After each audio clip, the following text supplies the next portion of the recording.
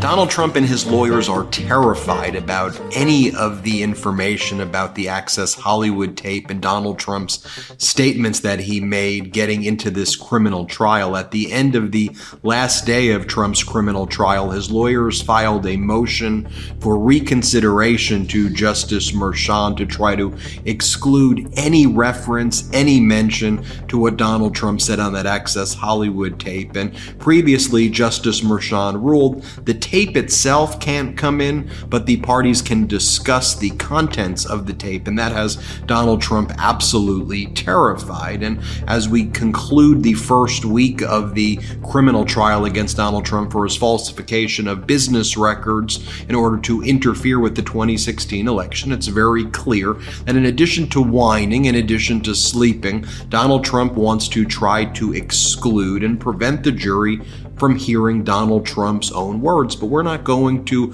allow Donald Trump to try to spew that propaganda, at least to the public where we can control it. And we want to remind you about what Donald Trump did, about Donald Trump's own words. So let's just take a look at what Donald Trump said after he left trial. I think this is actually when he was arriving at trial in one of the days, where Donald Trump was trying to describe what went down, why he believes that this is all unfair against him. And here's what Donald Trump says about the conduct that he engaged in, or the conduct that he rather blames on lawyers and accountants. And he goes, he knows nothing about it. He said, remember this from criminal trial this week? We're not going to let you run from your words, Donald Trump. Play this clip. Thank you very much. This is a trial that should have never been brought. It's a trial that is being looked upon, looked at all over the world. They're looking at it and analyzing it. Every legal pundit, every legal scholar said this trial is a disgrace. We have a Trump-hating judge. We have a judge who shouldn't be on this case. He's totally conflicted. But this is a trial that should never happen. It should have been thrown out a long time ago. If you look at Jonathan Turley, Andy McCarthy, all great legal scholars, there's not one that we've been able to find that said this should be a trial. I was paying a lawyer and marked it down as a legal expense. Some accountant, I didn't know, marked it down as a legal expense. That's exactly what it was. And you get indicted over that?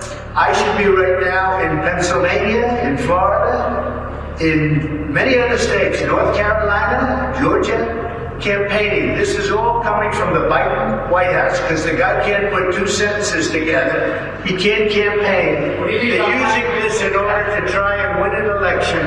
And it's not working that way. It's working the opposite way. So check it out. Legal expense. It's called legal expense. That's what you're supposed to call it. Mr. Trump, get indicted on that. Nobody's ever seen it. Nobody has ever seen anything like it. So thank you very much for coming. I'm now going to sit down for many hours. I am now going to sit down. The voters understand it. All you have to do is look at the polls. This is a sham trial, and the judge should recuse himself. This is totally conflicted. Thank you very much.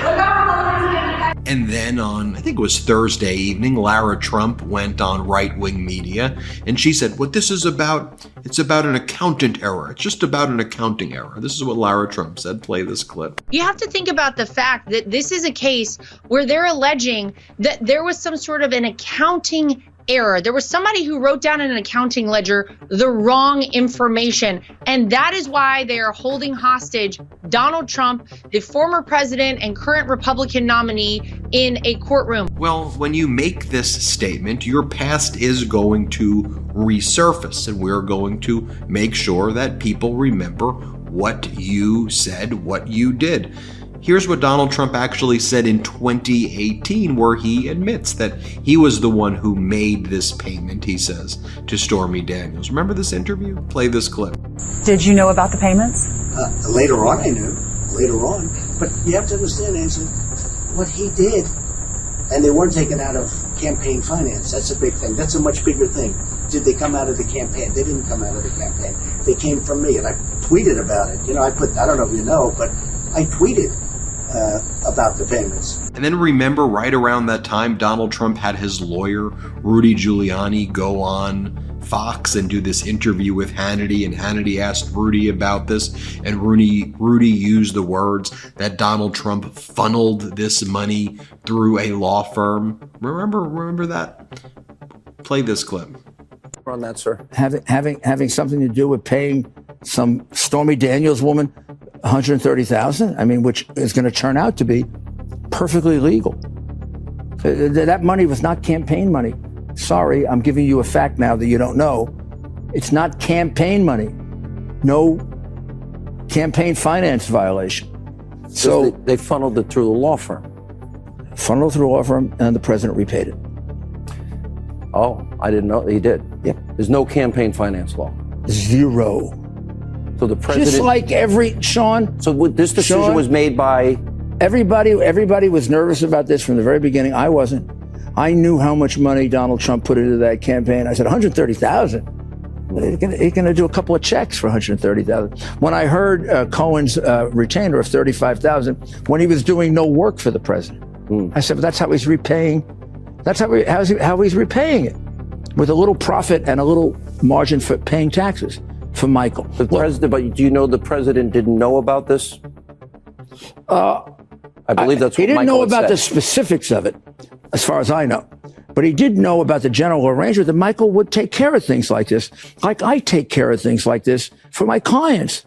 And also, Donald Trump can try to run from his words, but remember the audio recording that Michael Cohen took, where Donald Trump is clearly aware of the plan to set up this other company in order to funnel said money to Stormy Daniels and to Karen McDougal, as he was doing it with this catch and kill scheme, first with the National Enquirer, and then he had to set up another entity to do this after the National Enquirer, believed that, probably rightfully so, that this could be tax fraud for them to be giving Donald Trump these benefits without paying taxes on it. Play this clip. What's up, Mike? Great poll, by the way. Seen it. Great poll. Making progress. Big time. And you guys are good guys. Hello, Pastor Scott. Please. No, Pastor Scott. What's happening? Oh, no. Can we use him anymore? Oh, yeah. 100. No, you're talking about Mark Burns. We've told him just. I don't mean that. Mark Burns. Can we use him? No. Richard Lefrak. I'm sorry. Richard Lefrak just called. We have a chance. He had an idea for you. Okay. So we got served from the New York Times. I told you this. We were regarding to unseal the divorce papers with Ivana. We're fighting it. Kasowitz is going to. You'll never be able to get that done. Never. Kasowitz doesn't think they'll ever be able. They don't have a. Give me your card, please. They don't have a legitimate purpose. And you have a woman that doesn't want to unseal. Correct. So you've been handling it? Yes, and it's all It's been going on for a while. for about 2-3 weeks now. All you have to do is delay it for. Even after that, it's not going to ever be opened. There's no purpose for it. Told you about Charleston. I need to open up a company for the transfer of all of that info regarding our friend David, so that I'm going to do that right away. I've actually come up and I've spoken to Alan Weisselberg about how to set the whole thing up with So what are we going to pay? funding. Yes, and it's all the stuff. All the stuff, because you never know where that company, you never know where he's going to be. Gets it by Correct. So I'm all over that, and I spoke to Alan about it. When it comes time for the financing, which will be Listen, what financing? we'll have to pay you. So I'll pay the cash. no. I got no.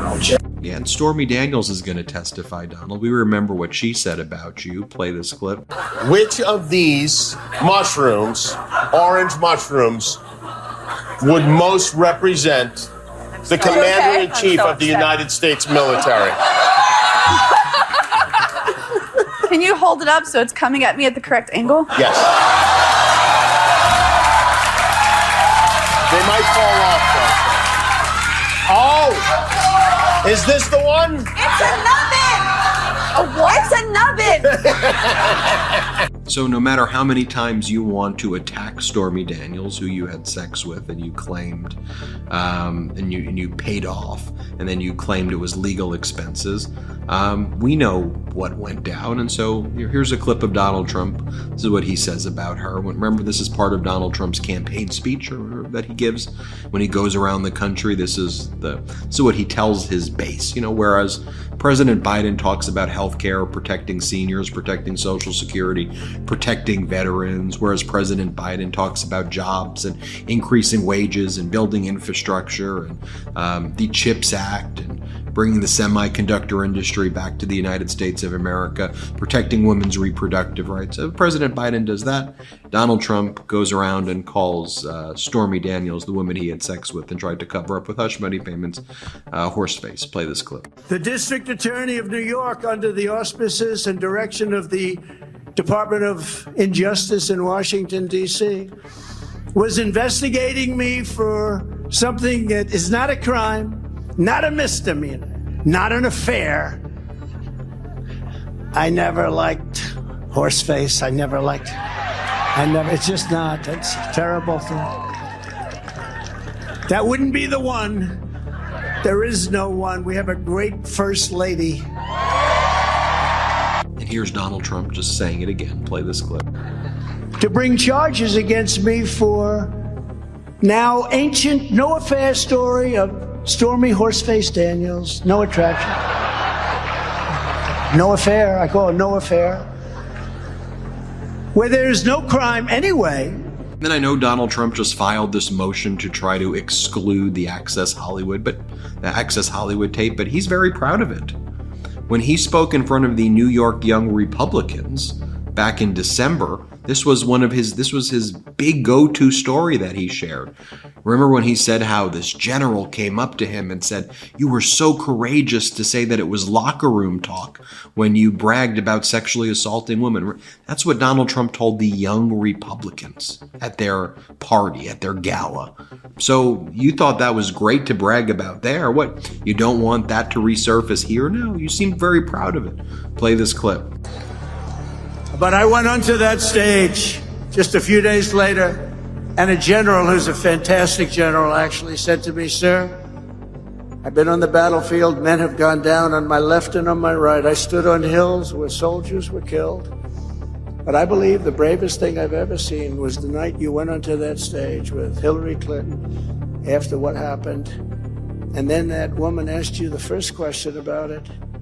And I said, locker room talk. It's locker room talk. What the hell?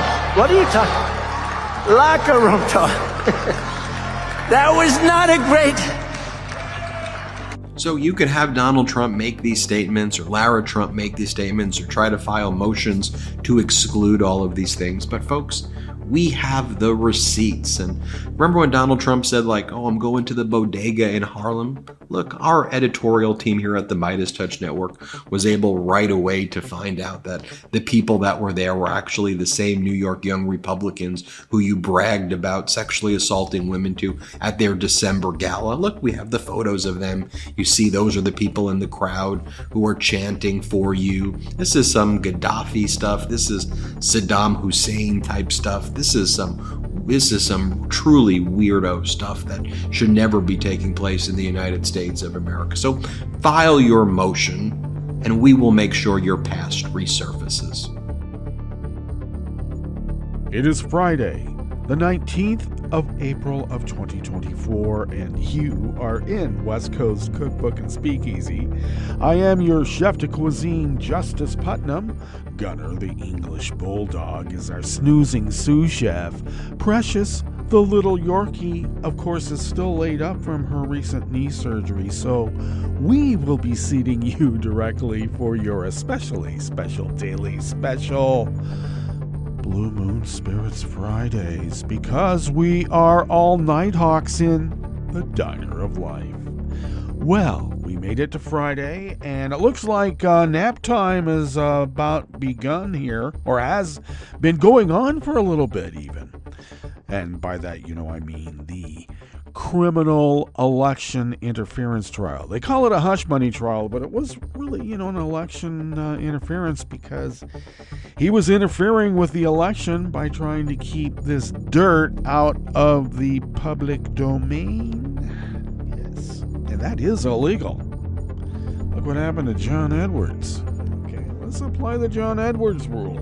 It's good enough for that slick guy. How about this one? He ain't very slick. Look at him. Okay, well, I think that since this is almost like an Al Capone scenario, since he always wants to compare himself to Al Capone when he's on the stump, like that's a great association to be had. They can't get him on the stealing the nuclear secrets and handing them out or selling them to our enemies. So they got him on taxes. Well, kind of. Yeah, the hush money trial is, ultimately, did he pay a tax on it? Did he? Was he supposed to? I don't know. Was he supposed to withhold payroll tax? I don't know. But it's not getting busted for stealing the nuke secrets. I want to see him taken away for that. We're not going to get it from Cannon, though. Though I will say she told the underlings, no, you got to go to trial. Nada to nauda. Yeah, waited all this time to be able to say that, and I did. So many trials, and I guess he just has no time to campaign now, because on the days off from the trial, he has to go play golf. Now, as Lawrence pointed out last night, he's really less than 2 hours from any campaign stop that he would have gone on. Remember when they accused Joe of just being in a basement and mailing it in? Remember those days? Yeah. Okay. But logic has no, and precedent has no place in Magaland. Came across a lady who was some sort of Ohio bigwig in MAGA politics in Ohio, once again. And apparently she's now an influencer, a trad wife. Yeah. My idea of a traditional wife is one who kicks out the guys on the trail when you're on the wagon train because he doesn't come up to snuff. That's the traditional wife I know about in my family. Guy's not up to snuff, they kick him out on the trail. Make it on your own, you little snot. That's not to say they didn't pick up somebody else along the way and kick them out too. That's what I thought American women were about. Jeez. Rugged independence. And now we got these trad wife influencers saying, oh, well, we can't make a political decision because our instincts are just for homemaking and babies. Not making decisions like that. Really? Listen, lady, you want to be a dish rag? That's your choice. Hands off my granddaughter's rights. How dare you? You're trying to take my mom's rights away. And she's in her 80s. How dare you? They act like they don't know that women couldn't get a credit card in their name up until about 1972. I was in high school. My mom couldn't get a business in her name. She had to have it, a man say, yeah, she can have it. Yeah, so like my dad did. But as soon as that law changed, you put it right in her name. Who wants that liability? Make an LLC in the family. That happens quite often, actually. I'm only kidding. But when women got independence, why not let them have independence? Why do you want to take it away? Every time a woman leads, chaos follows. Really? Is that how you look at it? I'm sorry that you are such a poor, socialized person who can't get along with people, that there's just chaos in your wake. It doesn't mean everybody else is like you, so stop forcing you on us. Hands off my granddaughter's rights. Why is that so hard? This is America. I'm going to tell you, women of my family would have kicked this lady out on the trail too. Make it on your own, B. Another chaos? No. Shit, this lady is a viper. Maybe. I don't think any woman in my family would call another woman a viper. Well, at least not with men around. Anyway, I'm tired of this MAGA BS being forced down our throats. Looks like we've got the MAGA SCOTUS with Leonard Leo stacking, and everybody else. Don't forget about the Kochs. Let's not forget about the Petersons. Let's not forget about the DeVosses. Yeah, she was right in there too, wasn't she? Who else? The Mercers, etc., etc., etc. All these MAGA billionaire Nazis. Decades in the making. Move a piece there. Move a piece here. Checkmate. Well, the countdown's still counting, and it's not checkmate yet. And we can, install a virus. Yep. And they'll ignore it, too. They'll pretend, it doesn't exist. And the next thing you know, they're falling by the wayside, and they'll say, no, that's not really what is why. What is why? I come up with the weirdest things, but here we are. What is why? Yeah. Well, they're trying to define what otherwise is.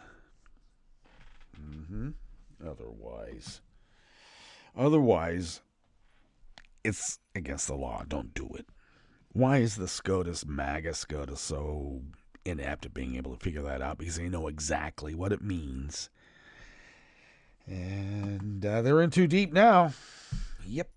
Way too deep. All right. Well, I guess it's wonderful to live in the times of the most corrupt judiciary that I think that we've ever had in the United States. And that's saying a lot. I mean, think about the court that came up with Dred Scott. Humans. Yeah, this lady says we have instincts. I thought what differentiated us as humans in the church was that we don't live by instincts. We have volition. Now, I know that as we discover more and more that, actually the lower forms of life have quite a bit of choices in their existence, and they make them. So, how human are we? If that's the criteria, then we have volition and they don't. They live by instinct. Anyway, I don't buy this BS about instinct. They have better instincts about babies. Really? Okay. I helped deliver my son. And before that, I can't tell you how many calves I helped deliver. How many foals. I can't tell you. Because it was lots. Dozens at least. Between horses and cattle, dozens and dozens. So I kind of knew a little bit about the process. Just a little. Anyway, it was a great bonding experience. I'm glad I did it. And I was not into this gauche thing about, I got to take pictures of this. I got to bring the video camera in. Because they had video cameras back then. They were huge monstrosities. Got to carry them on your shoulder, practically. And people were doing this. You know, I mean, even though Lamaze was relatively new, people were still, taking pictures here and there. And I thought that was so gauche. And you know what? Take as many pictures as you can. It was a mistake. I made a mistake. I should have made videos. I should have made, taken still pictures all over the place. Should have hired a photographer. Would I have been able to? I don't know, but I would have. So don't make the mistake I made. Take as many pictures as you can. Yep. You'll like it later. You really will. Jeez. All right. So, it being Friday, why don't we just go ahead and stop this and get on with what we have curated for you here in this salon that we call West Coast Cookbook and Speakeasy. Well, yeah, Trump filed a motion to exclude evidence of his own bad, boorish behavior that would come up at the Manhattan criminal trial. Mm-hmm. Now, he has crass, boorish behavior at that trial, but he means behavior before that will be brought up in the trial. I got to rework that sentence before this gets totally published, or have to go back after it is because it already is. Darn it. Then on the rest of the menu, a top leader of Charlie Kirk's National Conservative Group, Turning Point Action, resigned after being accused of forging voter signatures on official paperwork so that he could run for re-election in the Arizona House. Everything they say that we do, they are doing. And I think maybe the only way to stop them is, I don't know, maybe they've come up with the solutions. I just don't like their solutions. I think we should just throw these assholes in jail like the law stipulates. Alabama lawmakers advanced a bill to strengthen the state's weak open records law. That's Alabama. My God. And here's something that's been going on for a while that we have mentioned somewhat here at West Coast Cookbook and Speakeasy. A hack that caused a small Texas town's water system to overflow has been linked to a shadowy Russian hacktivist group sabotaging small-town infrastructure across the United States. They have declared war on us. Anybody in consort with them is aiding and abetting the enemy, and you know what that means. Yeah, it means it's bad. So stop it. And if you don't stop it, yeah, well, there will be retribution. After the break, we move to the chef's table where leaders of Belgium and the Czech Republic warned their European Union partners to take urgent action to prevent Russian interference in June's Europe-wide elections. Because they bought off a bunch of politicians there, and Russia's bought off a bunch of politicians here, and we know exactly who they are. And a Tunisian journalist was sentenced to 6 months in prison for insulting an official. Wow. Coming to an America near you. All that and more on West Coast Cookbook and Speakeasy. Bon appetit.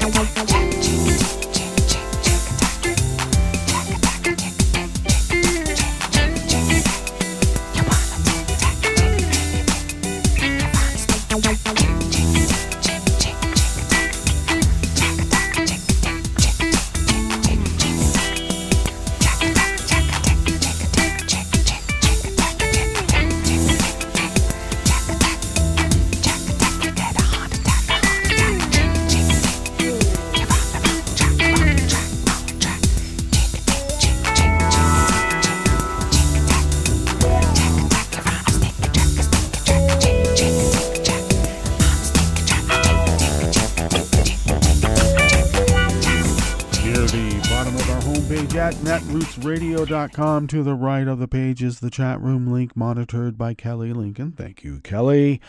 Across the page to the left from that chat room link is the link to our Patreon page, and please do become a recurring Patreon of Netroots Radio. It really does help us pay our bills and all the other sundry costs in running this powerhouse of resistance. If you could afford to send us what you might spend on, I don't know, how about an espresso-type coffee drink, for instance? Well, if you could afford to send those funds to us once a month, well, that really does help us pay those bills and the sundry costs in running this powerhouse of resistance. So thank you to those of you who have been so diligent and generous. Thank you so much over these many years. It has really, really helped put a dent in those costs and bills. If you would like to follow Netroots Radio on social media, you can do so by going to, in most cases, at Netroots Radio, and sometimes just Netroots Radio. It depends. Tom takes care of those. Thank you, Tom. Follow me on all those social media platforms at Justice Putnam, and sometimes only Justice Putnam. It depends. Anyway, I post the show notes and links diaries on Daily Kos 10 minutes before showtime, and that's where you can find the show notes and links. That if you follow my social media feed, you'll find the links to Daily Kos, and then the diaries right there. They're right there. And that means that you can read the actual articles by the actual reporters. You can also follow the show on Twitter at Cookbook West End Pickup Podcast by way of Spreaker, TuneIn, iHeart, YouTube, iTunes, even Audible now. Wow. So do it, please. Please get those podcasts. All right, let's scroll to this first offering here. And it is in the Bistro Cafe of West Coast Cookbook and Speakeasy on a fine Blue Moon Spirits Fridays by Yvonne Wingett Sanchez out of the Washington Post. A top leader of the national conservative group Turning Point Action, which has amplified false claims of election fraud by Trump and others, resigned yesterday, Thursday, after being accused of forging voter signatures on official paperwork so that he could run for re-election in the Arizona House.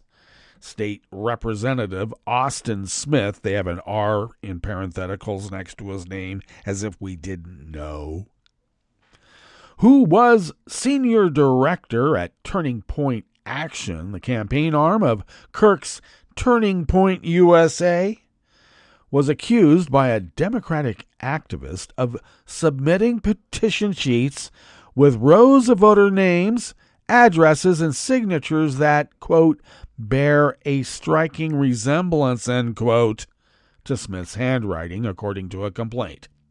Smith personally circulated multiple petition sheets bearing what appear to be voter or forged voter signatures, the complaint read. The complaint was sent to the Arizona Secretary of State, who forwarded it to the Arizona Attorney General for review. State election officials do not assess the veracity of allegations made against candidates. A spokesperson for the state prosecutor's office, which runs a team that focuses on claims of voter and election fraud after widespread claims following the 2020 election, declined to comment. Both state offices are overseen by Democrats. Now, Smith submitted his resignation to Turning Point Action yesterday, Thursday, according to a person familiar with the matter, but they didn't want to let anyone know who they are because, someone might come after him. That's how MAGA works. Well, anyway, Smith also publicly ended his re-election campaign. He didn't respond to a request for comment because he's going to go and spend more time with his family. Wah. In a statement, the first-term lawmaker said the allegations against him were silly and part of a coordinated attack by Democrats and those unhappy with my politics. Now, Smith is aligned with some of the most conservative members of the Arizona House, sometimes referred to as the Freedom Caucus of the larger Republican caucus, and he has previously derided signature verification work by local election officials as a joke. Well, look who's laughing now.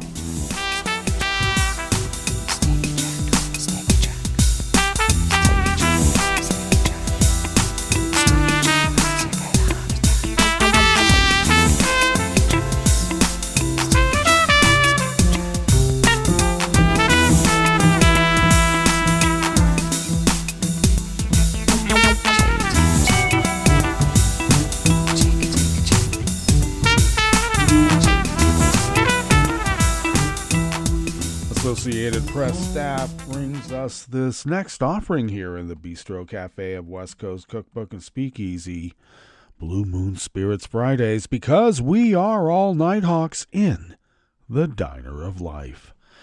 The Alabama Senate yesterday, Thursday, advanced legislation aimed at strengthening the state's weak open records law by setting deadlines to respond to requests to view public documents. Senators voted 29-0 for the legislation. The bill now moves to the House. Alabama's public records law says any citizen has a right to inspect and take copies of public writings except for those exempted by law. However, it does not provide deadlines for responses. The legislation would require a public records officer to acknowledge the receipt of a simple request within 10 days and then provide a substantive response to the request within 15 additional business days. Public entities would be given more time to respond to requests that would require more than 8 hours of work to fulfill. Civil lawsuits would continue to be the only avenue for settling disputes. The bill sets out timeframes for when a request is presumed to be denied because of a failure to respond, allowing a person to move forward with a lawsuit. A 2007 comparison of state open records law conducted by the Better Government Association and the National Freedom of Information Coalition ranked Alabama at the bottom of the nation. While the review gave 38 states, including Alabama, an F grade, Alabama tied for last place in the comparative rankings. Felicia Mason, executive director of the Alabama Press Association, said the organization commends Orr for his work on the bill. The bill establishes timeframes and creates a framework for the public to make requests for public records. It also provides guidelines for the custodians of records and fulfilling the requests, Mason wrote in an email. The bill does not address public access to police body camera video. A Senate committee this week rejected a separate bill to require the public release of the video.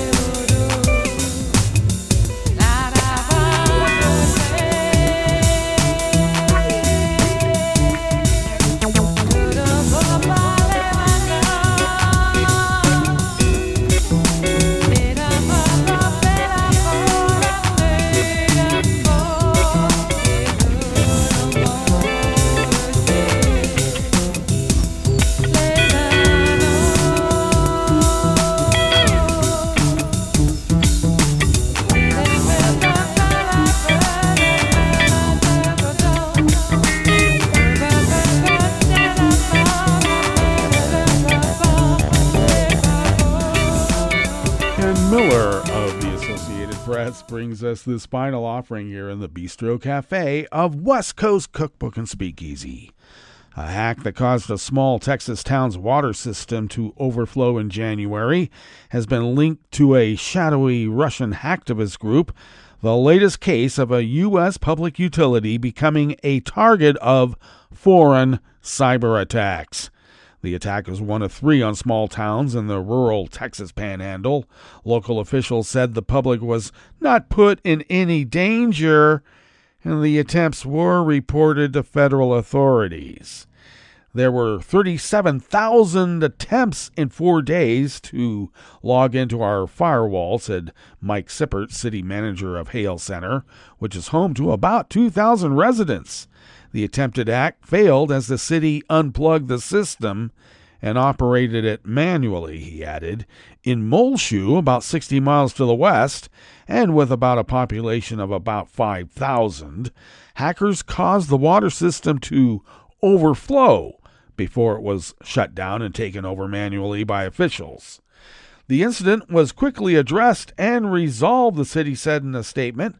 The city's water disinfectant system was not affected, and the public water system nor the public was in any danger.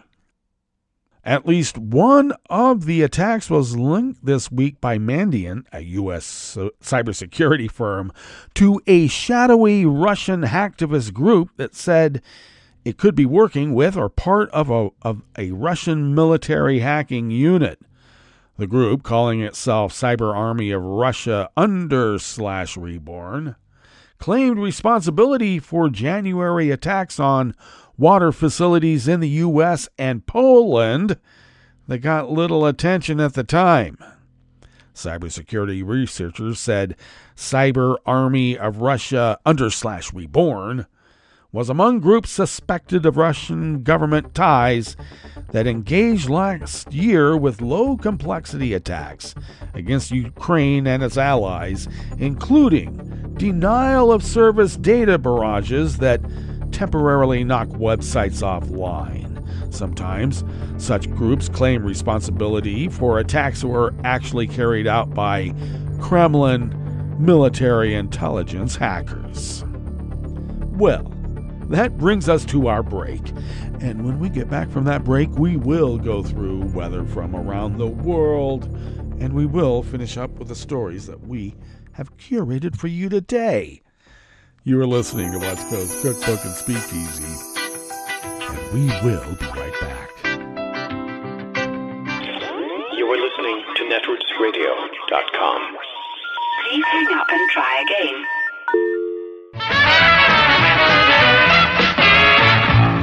From a point at sea to the circles of your mind, a new force is at work for planetary transformation. New radio for a new Earth.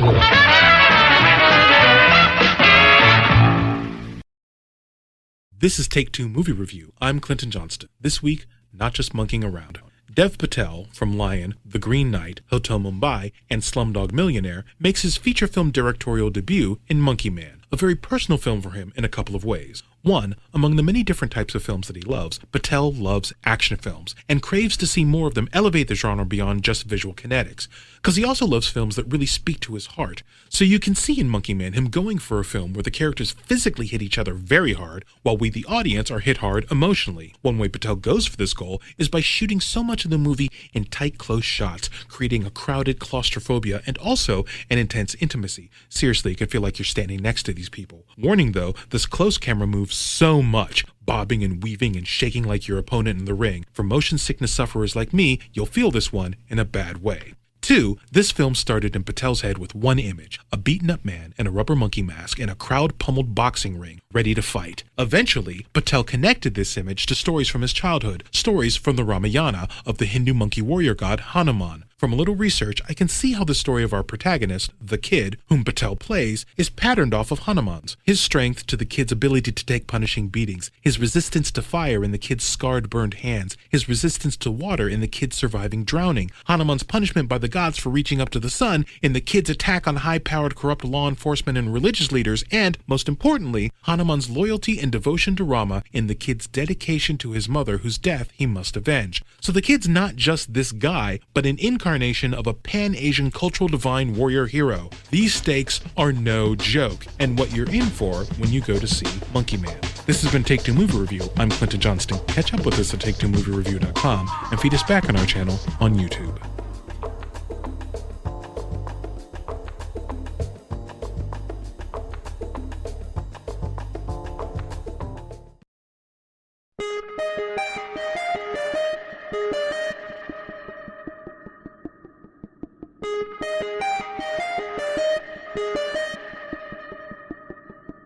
Hi, I'm Tom Hartman, and since you're listening to netrootsradio.com, show your progressive side and go to the donate button on the bottom of the homepage. It's progressives like you who power Netroots Radio and keep the progressive message beaming everywhere 24 hours a day. Just go to our donate button at the bottom of netrootsradio.com. Thank you for keeping progressive radio at full power.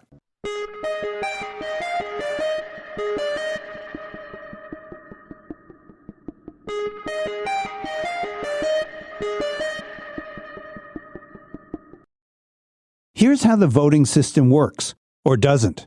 I'm Bill Newman, and this is the Civil Liberties Minute. In November 2026, Crystal Mason, thinking she was doing her civic duty, went to the polls to cast her vote. But her name was not on the voting roll, so Ms. Mason did what typically happens. She cast a provisional ballot. It turns out that Ms. Mason was not eligible to cast a real ballot because she was on federal supervised release. That's not a voting disqualification in many states, but it is in Texas, where she and her 3 children lived. Everyone agrees Ms. Mason didn't know that. But Texas prosecutors didn't care at all. They maintained lack of criminal intent was irrelevant. All that matters was that she illegally cast a provisional ballot, and she was convicted of voter fraud and sentenced to 5 years. 5 years for casting a provisional ballot that was never counted. Finally, in April 2024, a Texas court rejected that theory and acquitted her. So, all's well that ends well? Not really. First, Ms. Mason had to live through years and years with a 5-year prison sentence hanging over her head. Second, the case sadly may teach people who have had a brush with the law to not risk trying to register and vote. The stakes are too high. That's wrong, but fortunately, Ms. Mason has taught us another lesson about fortitude and the importance of fighting for your rights. The Civil Liberties Minute is made possible by the ACLU because freedom can't protect itself. I'm Rick Smith, and this is Labor History in 2.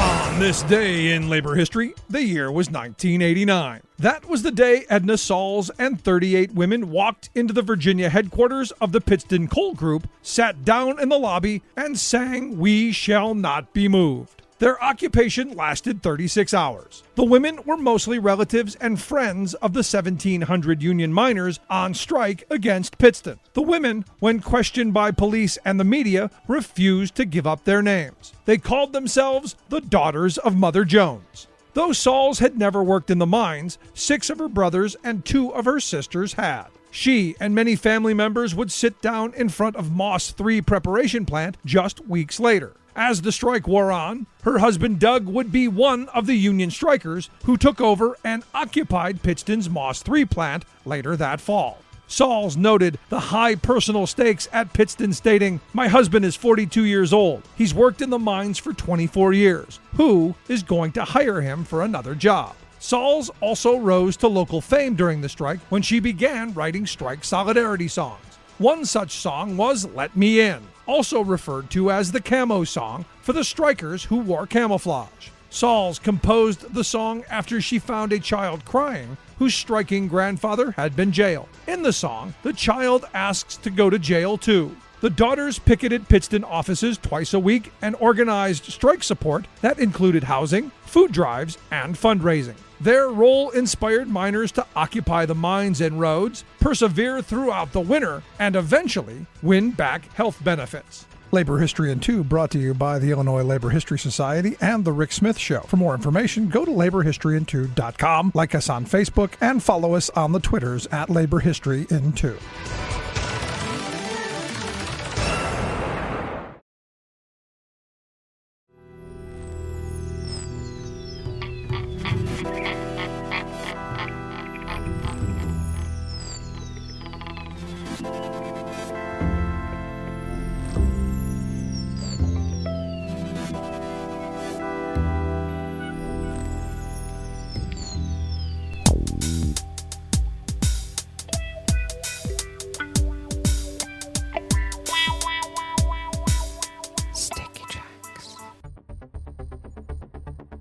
Thank you for accompanying us here to the Chef's Table at West Coast Cookbook and Speakeasy, Blue Moon Spirits Fridays.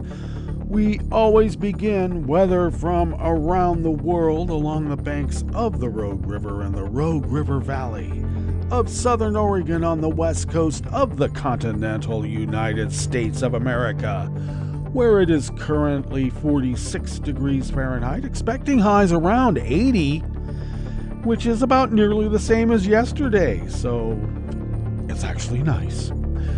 Sunny throughout the day, winds light and variable, partly cloudy tonight with lows in the mid to upper 40s, winds light and variable. And then, except for a few afternoon clouds tomorrow, mainly sunny with highs in the low to mid 70s, winds out of the west-northwest at 10 to 15 miles per hour. And it looks like we may have similar weather on Sunday into Monday. Grass pollen is rated high as the pollen of majority here in our little town of Rogue River. The air quality index for the region is in the good range at 24 parts per million. And that daytime UV index is moderate at level 5. Barometric pressure is rising at 30 inches. Visibility is up to 10 miles. And relative humidity is at 73%. Weather from around the world is brought to you by a crowd of crowdsourced weather stations that a crowd crowdsources from around the world. And that is the Weather Underground. It is. London is 54 degrees and mostly cloudy. Paris is 52 and cloudy. Rome is 65 degrees fair with a high wind advisory. Kabul is 48 and cloudy. Hong Kong is 68 and partly cloudy. Tokyo is 60 degrees and clear. Melbourne, Victoria, Australia is 54 and fair. San Francisco, California is 53 and mostly cloudy. Chicago, Illinois is 49 degrees and sunny. And New York, New York is 55 degrees Fahrenheit and cloudy. And that is weather from around the world, brought to you by a crowd of crowdsourced weather stations that a crowd crowdsources from around the world.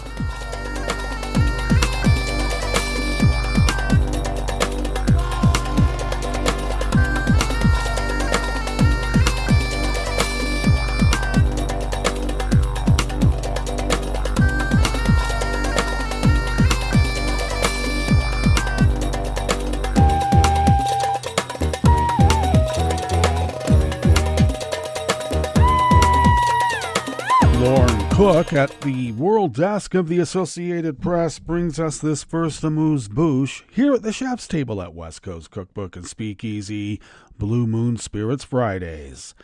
The leaders of Belgium and the Czech Republic are warning their European Union partners to take urgent action to prevent Russian interference in June's Europe-wide elections after the two countries' intelligence services uncovered evidence of attempts to bribe EU lawmakers.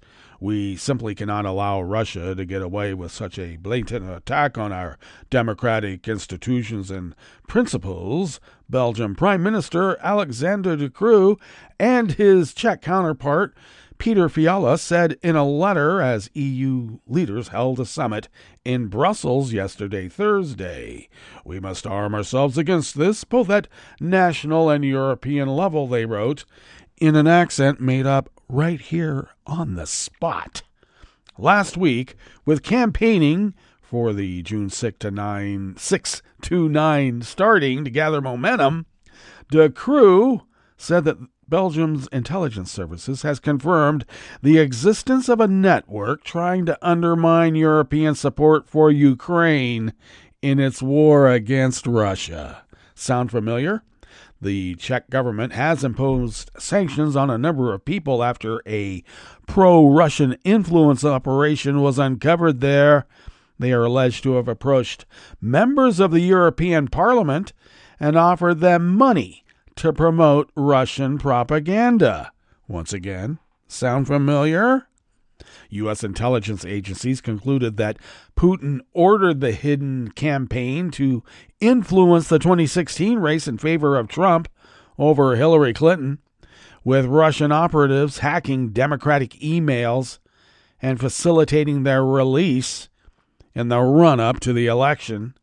More recently, they concluded that Putin had authorized influence operations in the 2020 election aimed at denigrating Joe Biden, boosting Trump, undermining confidence in the vote, and exacerbating social divisions in the U.S.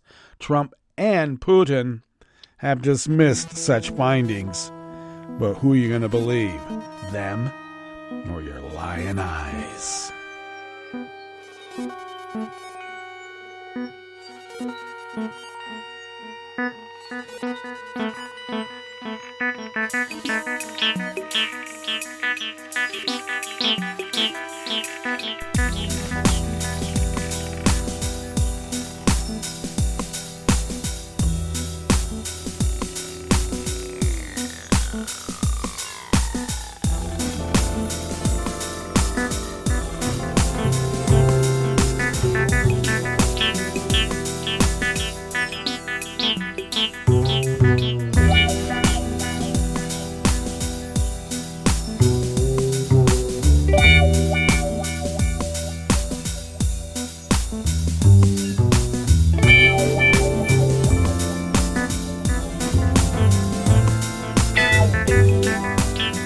Booza Banbooza of the Associated Press brings us this final amuse-bouche here at the chef's table at West Coast Cookbook and Speakeasy. A judge in Tunisia sentenced a journalist and political commentator to 6 months in prison in the country's latest assault on members of the media who criticized the government. Mohamed Bougaleb, who had been charged with insulting a public official, was sentenced on Wednesday and will remain behind bars where he has been since his arrest last month after an official lodged a complaint against him. The official alleged he was harmed by Bougaleb's commentary, linking him to corruption and misuse of public funds. The complaint, from a member of Tunisia's Ministry of Religious Affairs, came after Bougaleb on Facebook questioned trips abroad after the civil servant made with the minister and called them a waste of public funds. He was subsequently charged with violating defamation laws in Tunisia's Penal and Telecommunications Code. Lawyers for Bougaleb, aged 60, denounced the sentence as an assault on freedom of expression and raised questions about its political nature. He joined a chorus of Tunisians who have called into question the government's pursuit of its critics as President Kais Saied prepares to compete for a second term, leading the North African country. Authorities have increasingly targeted and arrested journalists this year, and about 20 are now facing similar charges. The sentence to sentence a well-known radio and television commentator like Bougaleb constitutes another attempt to silence free voices and prevent journalists from doing their job. Zayed Dabar, the president of the National Syndicate of Tunisian Journalists, said, "Journalists critical of the government are one of many groups that have seen their civil liberties restricted in Tunisia. More than 20 activists and politicians critical of Saied have been behind bars for more than a year, charged with plotting against state security in cases that advocates have denounced as politicized." How far Tunisia has fallen since the Green Revolution. Okay, that brings us to the end of our broadcast period for the day and the week, but you do know Netroots Radio broadcasts on, and we will meet up here on Monday for River City Hash Mondays. So do stay tuned to Netroots Radio all day and all night and all weekend for all the breaking news as it breaks, and we will meet up here on Monday, right here in West Coast Cookbook and Speakeasy. Bon appetit.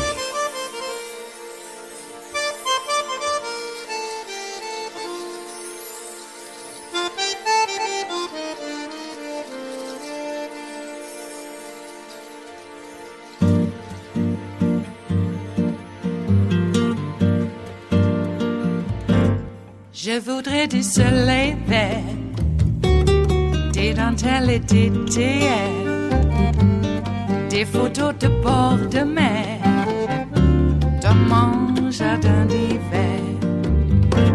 Je voudrais de la lumière, comme en Nouvelle-Angleterre. Je veux changer d'atmosphère, dans mon jardin d'hiver. Robe à fleurs sous la pluie de novembre, tes mains qui courent, je n'en peux plus de t'attendre. Les années passent, qu'il est loin, là je tombe. Nul ne peut nous entendre. Je voudrais du Fred Astaire, revoir un latte Goer. Je voudrais toujours te plaire dans mon jardin d'hiver. Je veux déjeuner par terre, comme au long de golfe clair, t'embrasser les yeux ouverts dans mon jardin d'hiver.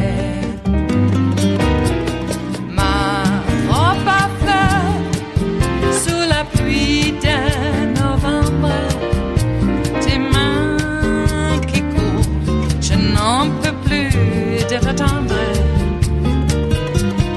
Les années passent, il est loin, là je tombe. Nul ne peut nous entendre. Ba-da-da-dum-di-da-dum. Ba-da-da-dum-di-da-dum. Ba-da-da-dum-di-da-dum. Dans mon jardin d'hiver. Ba-da-da-dum-di-da-dum. Ba-da-da-dum-di-da-dum. Ba-da-da-dum-di-da-dum. Dans mon jardin d'hiver. Dans mon jardin d'hiver. Dans mon jardin d'hiver.